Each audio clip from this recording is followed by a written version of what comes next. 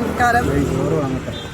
ഇന്ന് അക്കോക്ക് മാവേലിക്കര ഭക്ഷണാലമാരിയുടെ 1508 ദിനമാണ്. ഇന്നത്തെ ഭക്ഷണം നമുക്ക് നൽകിയിരിക്കുന്നത് സ്ഥിരമായി നമുക്ക് നൽകാറുള്ള കലാഉത്തമനാണ്. കലയുടെ അമ്മ വിലാസിനി അമ്മയുടെ പിറന്നാൾ പ്രമാണിച്ച് നൽകുന്ന ഭക്ഷണമാണ്. അമ്മയ്ക്ക് അക്കോക്കിൻ്റെ പേരിലും എൻ്റെ സ്വന്തം പേരിലും പിറന്നാളാശംസകൾ നേർന്നുകൊള്ളുന്നു.